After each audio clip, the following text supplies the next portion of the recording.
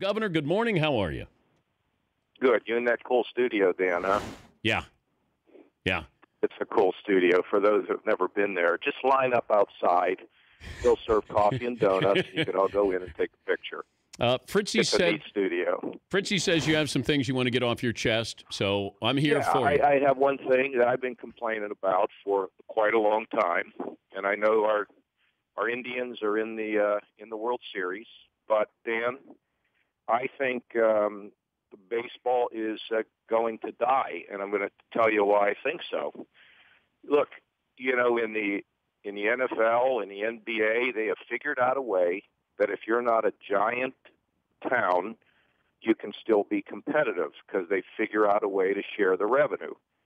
So I actually asked a friend of mine in Cincinnati to put some numbers together. Of the top 15 teams in payroll, 14 of them had a winning record. Of the bottom 15 teams in payroll, 13 had a losing record.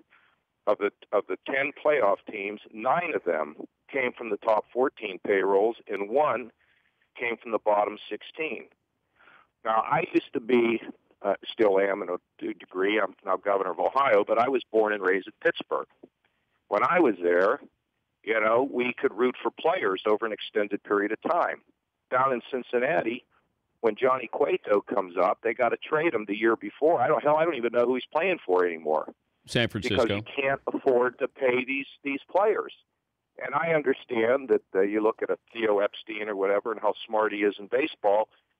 He's also has $100 million extra amount in payroll for the Cubs than they have for the Reds.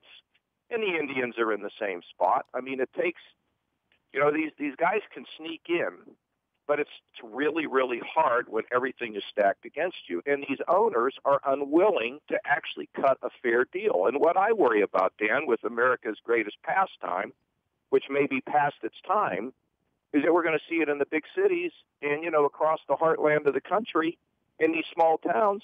It's going to fade away. You don't have anybody to root for anymore, right? And your team is out. Your team is out before the All-Star break.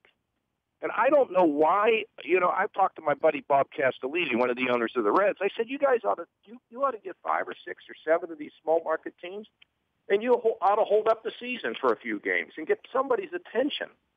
Because this is not good for us. Because baseball is great, and I'm afraid it's going to just dwindle, and we're not going to see it all across this great country. But what do you think of that? Well, we do have good story. I mean, the Indians are a good story. I know that Chicago has spent money. Chicago will have a hard time keeping all those kids together in the next couple of years.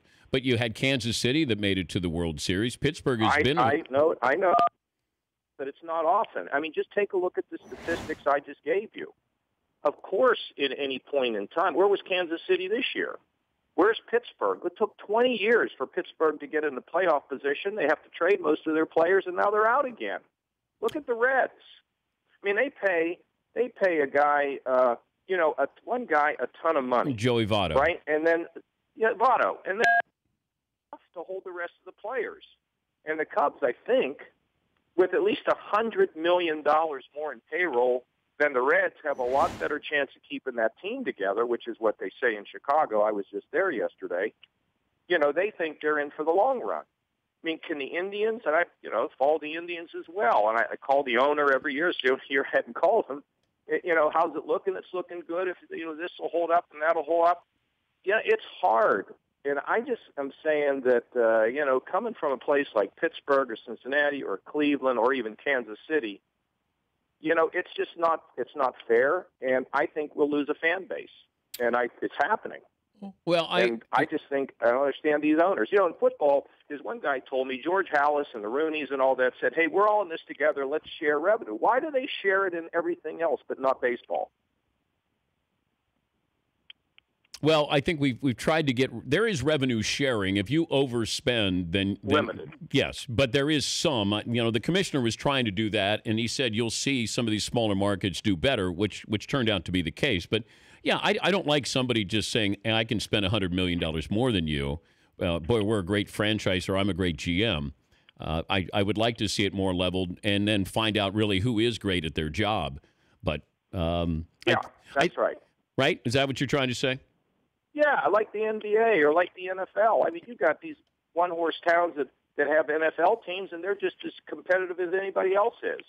It's like in politics and fundraising. If you get outspent 10-1, oh yeah, you can win, but most of the time you can't. But why don't we have a salary cap for that, Governor? Why is it that, how much money that you raise, can affect who's going to get elected? You're either good or you're not. Oh, I think it's a very flawed system. Dan, it's a very flawed system, and I can't figure out, nor can anybody else I talk to, figure out the best way to fix it. But it needs fixed because money matters too much in politics, and the more you have, the better you do. And the more you get from money, and then I never have, but sometimes people feel, well, a little obligation here or there, which is crap, but that's life. And no, I think that system needs to be fixed. I'm talking about politics.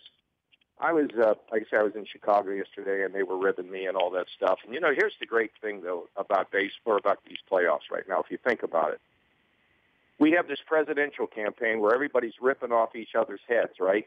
Yep.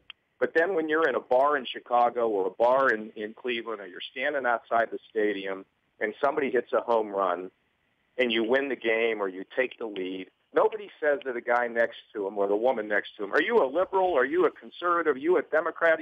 They just all hug. They hug because they're so happy about something in common.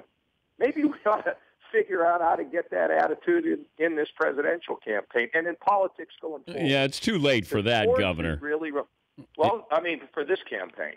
Did you announce? I'm just saying, who are you voting for? Look, we got people, they wear red and they wear blue. We're not a red or a blue country. We're a red, white, and blue country. And we got to stop fighting with one another. And if we look at sports, it's the thing that brings everybody together. It's remarkable, isn't it? Who are you voting for? I haven't decided, but I'm not voting for Trump or Clinton. I may write you in, Dan. You're looking good on NBC. Do you feel like? How about? Let me ask you about this. Okay. Okay. So, what about this Warriors team? What are you saying? Well, they won 73 last year. They added Durant, and I said that they wouldn't come close to 73, that I thought that if they won 66 or 67, that was going to be a great season. If you said you could take Golden State or the field, I'd take the field.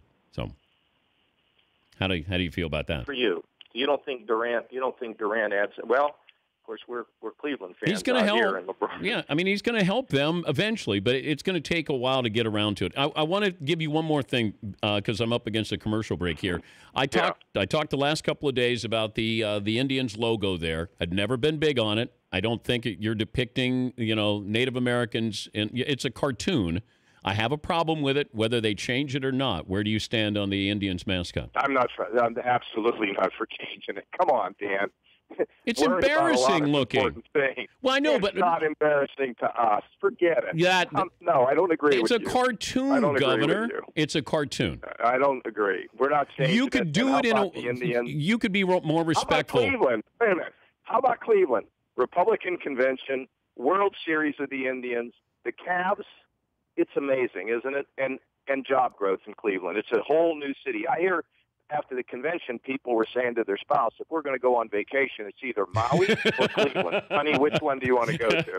Okay. If you Always good, Dan. Wait. One more. If you could have Ohio State win, Cleveland go back-to-back, or the Indians win the World Series? Oh, look, I'm for all three. What are you kidding me? No, you got to pick one. You got to pick one. No, I don't know. I don't have to pick one. I'm the governor. You're just a sports guy. You can't tell me what to do. Could LeBron beat you right now if he ran for governor?